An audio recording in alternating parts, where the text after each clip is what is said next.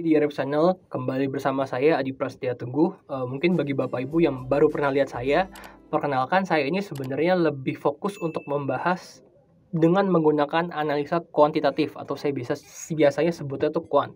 Dimana kalau misalnya Bapak Ibu pernah dengar analisa fundamental, dia itu toolsnya menggunakan laporan keuangan biasanya.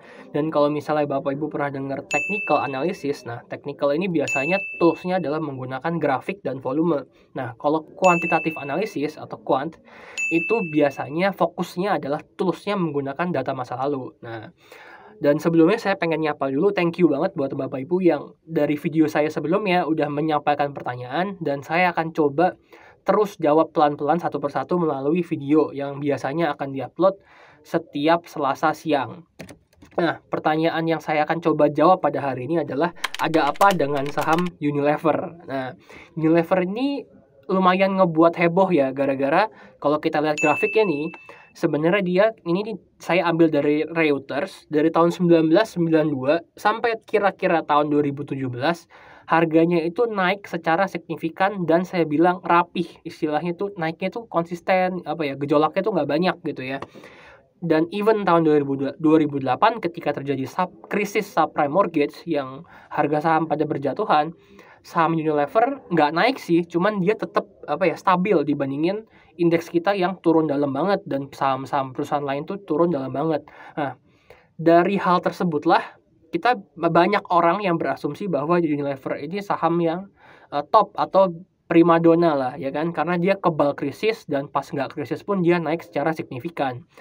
Tapi yang ngebuat heboh adalah setelah tahun 2017, terutama tahun 2020 nih, saham Unilever itu turun drastis banget, lebih dari 50%. Nanti turun berapa persen, saya udah catat di ke depan nih, nanti di videonya akan kita bahas. Nah, inilah yang ngebuat banyak orang mungkin sakit hati, termasuk saya. Kok bisa Unilever yang selama dari 1992 sampai 2017 tuh dia rapi banget, terus tiba-tiba kejadian aneh-aneh di tahun 2017, dari tahun 2017 terutama di tahun 2020. Nah, mungkin saya pengen bahas Unilever dari berbagai sisi terlebih dahulu ya. Pertama adalah kalau kita bahas Unilever dari segi fundamental, sebenarnya kalau ini saya ambil juga dari Reuters, dari segi omset atau revenue atau pendapatan, Unilever itu masih kita bisa bilang naik secara stabil walaupun kecil. Yang menurut saya bagi seseorang perusahaan Unilever masih bisa naikin revenue secara stabil walaupun kecil itu termasuk bagus. Lah, kok revenue bagus sahamnya turun? Nah, bentar dulu, kita lihat dulu net income-nya atau laba bersihnya. Nah, kalau kita lihat laba bersih dari Unilever itu mengalami tren penurunan dari kira-kira 2018, di mana tahun 2019 dia turun cukup dalam, dan tahun 2020 itu dia turun juga walaupun nggak sedalam dari 2018 ke 2019. Walaupun di tahun 2018 ada Unilever ngejual kalau nggak salah bisnis Blue Band-nya dia yang menyebabkan tahun 2018 labanya itu istilahnya tidak wajar lah, gara-gara ada bantuan penjualan dari salah satu lini bisnis Unilever. Cuman emang kita bisa lihat 2019 dan 2020 dia mengalami penurunan tren laba, dan kalau nggak salah 2021 juga sementara sih baru keluar Q3 itu juga labanya cenderung turun. Nah, menurut saya nih kayaknya dugaannya penyebab Unilever mengalami tren penurunan adalah gara-gara labanya dia juga trennya tuh turun. Karena sebelum-sebelumnya ini Unilever tuh istilahnya dapat dibilang hampir setiap tahun labanya itu naik. Walaupun sih sebenarnya pas pandemi kemarin 2020-2021 ini kayaknya sih emang pas pandemi itu semua perusahaan yang saya tahu yang ada di bursa sih labanya turun ya setahu saya. Nah, cuman kalau beberapa saham bank itu biasanya labanya udah mulai naik, sedangkan Unilever ini tahun 2020 tahun 2021 kelihatannya juga masih turun. Nah, dugaan besarnya ini tuh kayaknya sih pesimismenya itu datang dari sini. Walaupun Unilever masih untung loh. Yang kalau kita bisa lihat nih, berikutnya ini saya ambil dari RTI. Nah, ini aplikasi yang sangat memudahkan lah untuk melihat laporan keuangan dan rasio-rasio keuangan tentunya ya biasanya. itu kalau kita lihat ya, Unilever tuh masih punya return on equity sebesar 109,61%. Which is bagi saya tuh gede banget di bursa saham Indonesia. Biasanya tuh cuma di kisaran 20, 30, 40 tuh udah hebat. Nah, ini bisa sampai 100%. Nah, menurut saya sih jadi Unilever secara fundamental pun walaupun labanya mengalami tren penurunan, tapi sebenarnya masih oke juga bagi saya secara fundamental. Ya kan?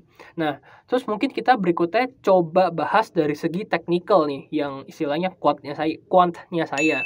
Nah, yang saya tunjukin di layar ini adalah maximum drawdowns. Maximum drawdowns itu apa? Penurunan tertinggi dari harga tertingginya dia. Jadi kalau misalnya harga Unilever tuh tertinggi 10.000, dia turun 3.000 ke harga 7.000, berarti drawdowns-nya 30%. Nah, kalau Bapak Ibu bisa lihat nih, dari tahun 2010 sampai tahun 2018 itu dia cuma turun tuh di kisaran 22 sampai 33%. Tapi tahun 2020 dia turun sampai 55%. Dan tahun 2021 dia turun sampai 67%. Kesimpulannya apa? Dari tahun 2010 sampai tahun 2007, dari tahun 2010 sampai tahun 2017 dia mentok itu drawdown cuma 33%. Artinya kalau sekarang dia bisa turun sampai 67%, artinya bagi saya Unilever ini saat ini punya gerakan yang sangat ekstrim dibanding 10 tahun yang lalu. Iya dong, kalau misalnya 10 tahun lalu emang udah sering nih turun sampai 50% lebih sampai 60% lebih, itu wajar. Tapi untuk kasus Unilever, emang sebelum tahun 2017 dia nggak pernah tuh turun lebih dari 33%. Jadi bagi saya emang Unilever ini sangat anomali di tahun 2020 dan tahun 2021. Nah, kesimpulannya buat saya dan Bapak Ibu gimana? Kalau yang percaya bagi Unilever itu masih bagus, dan menurut saya dari sektor pun sebenarnya Unilever tuh termasuk sektor yang aman ya. Kalau kita ngelihat sektor-sektor lain kayak misalnya pertanian atau mining, itu kan istilahnya regulasi berubah, perusahaannya bisa hancur gitu kan. Tapi kalau consumer kan memang istilahnya sektor bertahan ya. Jadi kalau mungkin Bapak Ibu yang masih percaya dengan saham ini, ya bagi saya sekarang adalah kesempatan yang sangat berharga karena bisa dapat diskon kira-kira minus 50-60% dari harga tertingginya, yang itu belum pernah kejadian sepanjang masa. Dari tahun 2010 seenggaknya saya punya data.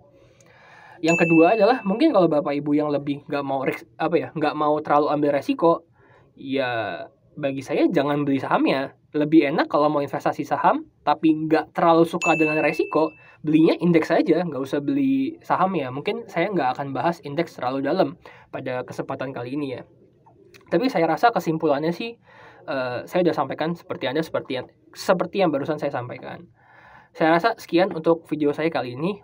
Thank you banget udah dengerin video ini, dan kalau Bapak Ibu ada mau nanya atau mau ngebahas saham apa, silahkan ketik di kolom komentar. Mungkin saya akan bahas satu persatu di minggu-minggu berikutnya. Thank you ya. Halo, terima kasih sudah menyaksikan video di RF Channel on YouTube.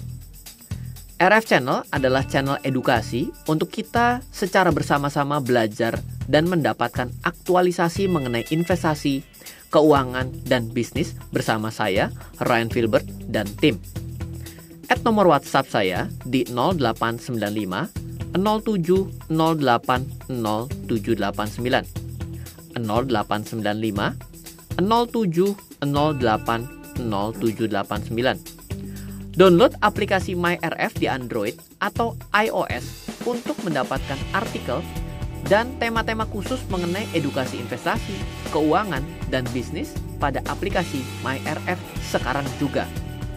Setiap bulan, saya bersama dengan tim memiliki kelas, mulai dari belajar trading dengan analisa teknikal, yang strateginya bisa Anda terapkan pada seluruh market, mulai dari saham, forex, hingga cryptocurrency, atau kelas investasi saham bernama Fundamental Camp.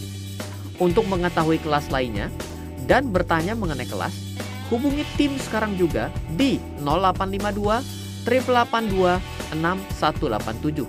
Sekali lagi, 0852 882 6187. Semoga terus bermanfaat. Dari saya Ryan Filbert, salam investasi untuk Indonesia.